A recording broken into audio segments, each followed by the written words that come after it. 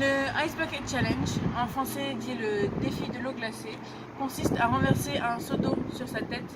et ensuite de prendre cette action en vidéo et ensuite de l'envoyer à ses amis pour que ceux-ci reproduisent le geste. Donc au départ, ce défi a été lancé par une association caritative en faveur de la lutte contre la maladie de Charcot, qui est une maladie neurodégénérative et qui réduit la vie des patients. Et donc le but était ainsi de collecter des fonds et donc en réalité au départ, en plus que de se jeter un seau d'eau sur la tête, il fallait aussi faire un don pour cette association. La propagation de ce défi sur le net est encore assez faible en juillet 2014, jusqu'à ce que des personnalités internationales s'emparent de cette campagne et permettent sa diffusion à travers le monde. Ainsi, le phénomène devient viral à partir de la participation à ce défi de célébrités aussi diverses que Mark Zuckerberg, que Bill Gates, Larry Page, qui sont des géants d'Internet. Les réseaux sociaux ne sont pas le seul lieu de propagation de ce défi, mais la télévision américaine amorce cette campagne également, et des artistes sur scène se lancent le défi également. Ainsi, la participation de chanteurs tels que Justin Timberlake ou Michael Moore, qui ont une aura parmi les plus jeunes, mais aussi Steven Spielberg. Même des sénateurs américains tels que Lisa Murkowski s'y mettent. Au final, cette médiatisation est une réussite pour la campagne de l'association ALS qui récolte plus de 100 millions de dollars parmi plus de 3 millions de donneurs dans le monde entier, contre seulement 2,8 millions l'année précédant la médiatisation. Donc on voit bien que la dimension caritative dans ce cas a sûrement été déterminante pour la participation de tant de monde, et notamment dans l'implication de célébrités artistiques comme politiques, montrant ainsi une bonne image d'eux-mêmes sur les réseaux sociaux. Cependant, cette campagne est d'autant plus intéressante qu'elle paraît jouer un rôle dans la popularisation de ce type de challenge sur les réseaux sociaux. En effet, d'après le site Google Trends, c'est également en 2014 que le terme lui-même challenge, comme mot-clé de recherche dans les moteurs de recherche, atteint son apogée.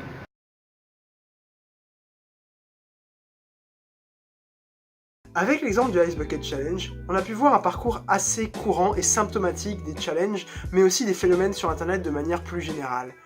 On peut alors se demander donc quelles sont les origines de cette évolution. Comment une simple vidéo, comme le Ice Bucket Challenge, a pu devenir un véritable phénomène. C'est ce que nous allons tenter d'expliquer donc dans cette partie. Ainsi, plusieurs théories ont tenté d'expliquer les raisons du succès de ce phénomène qu'est le Ice Bucket Challenge et de manière plus générale les challenges.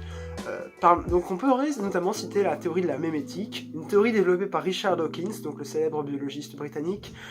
en 1976 dans son livre Le gène égoïste, où celui-ci tente de manière plus générale d'expliquer une série de comportements humains tels que les phénomènes de masse, les modes ou les rumeurs, à l'aide donc d'une logique s'inscrivant dans le cadre de la théorie de l'évolution des espèces. En effet, Dawkins note que les idées pourraient suivre à peu près un pattern similaire à celle des espèces animales et végétales, et des êtres vivants de manière générale, puisque elles tentent de s'adapter pour pouvoir survivre, c'est-à-dire continuer à être réutilisées via notamment la question du mimétisme, tandis que donc celles qui disparaissent, celles qui meurent, sont celles qui n'ont pas réussi à s'adapter à la situation et au contexte actuel. On peut d'ailleurs noter que la théorie de la mémétique, elle a inspiré beaucoup de travaux depuis sa publication en 1971. On peut par exemple citer un article universitaire paru en 2015 intitulé The Ice Bucket Challenge, The Legitimacy of the Memetic Mode of Cultural Reproduction is the Message, donc écrit par Georges Rossolatos, un chercheur spécialisé en consommation culturelle et en mémétique à l'université de Kassel,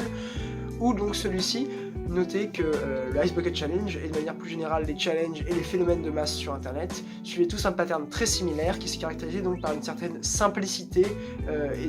et donc un format court et minimaliste. Donc par exemple le Ice Bucket Challenge ne nécessite qu'un simple seau d'eau froide. D'ailleurs, il est intéressant de noter que lorsque Georges Rossolatos évoque la question de la simplicité, celui-ci soulève le fait que c'est cette même simplicité qui permet d'expliquer le succès du challenge. En effet, donc la simplicité du challenge, tel que le Ice Bucket Challenge, comme on l'a vu précédemment, permet aux internautes de se réapproprier et de réadapter à leur situation le challenge. Et c'est ce qui explique en fait majoritairement le succès d'un challenge, bien plus que le message. En fait, on est d'ailleurs ici dans la logique de la mimétique, c'est-à-dire davantage s'intéresser aux caractéristiques du comportement plutôt qu'à le message qu'il transmet. Un exemple qu'on pourrait prendre pour parler donc de cette fameuse diffusion pyramidale des challenges, c'est-à-dire qu'elle part d'un milieu assez proche, de diffuseur avant de se généraliser, ce serait l'exemple, je pense, du Mannequin Challenge. Sorti pour la première fois en 2016, le Mannequin Challenge donc, est un défi qui consiste à rester immobile sur un fond musical reconnaissable. Il a d'abord été créé par des lycéens américains et ce dernier a alors été très vite popularisé au sein des lycées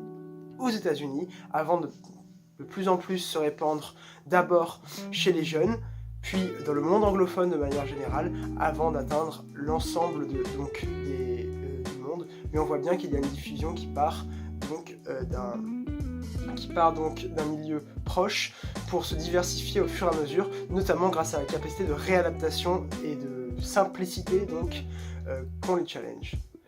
Ainsi, on peut noter qu'un de ces phénomènes part toujours d'un milieu précis d'Internet avant de se massifier, et leur succès dépendra aussi grandement de cette capacité à s'adapter à d'autres milieux. C'est ici aussi un exemple d'évolution qui permet au challenge de se répandre et donc de ne pas mourir, à l'image donc de la fameuse évolution des espèces qui est utilisée donc en guise de comparaison au sein de la mimétique. Vous l'avez donc compris, les challenges existent essentiellement grâce à l'idée de mimétisme des individus et des logiques d'effets de groupe qui ont été amplifiées par l'apparition d'une plateforme de communication en temps réel avec un nombre record de participants, Internet et les réseaux sociaux. En effet, bien que ces phénomènes existent depuis toujours, on peut noter par exemple tous les travaux faits par des sociologues au XIXe siècle, par exemple les travaux sur la psychologie des foules de Gustave Le Bon. Il est intéressant de noter que ces concepts donc, de foule et d'effet de groupe semblaient avoir été un peu réduits avec le XXe siècle et la disparition progressive de la figure de la place publique, donc un lieu où justement ces foules pouvaient se former. Or, Internet donne justement la possibilité de créer cette nouvelle place publique en donnant davantage donc d'intensité et de possibilités pour les actions collectives. En quelque sorte, Internet c'est la renaissance donc, des places publiques que l'on croyait disparues et dans des proportions quasi inédites qui peuvent atteindre des échelles mondiales.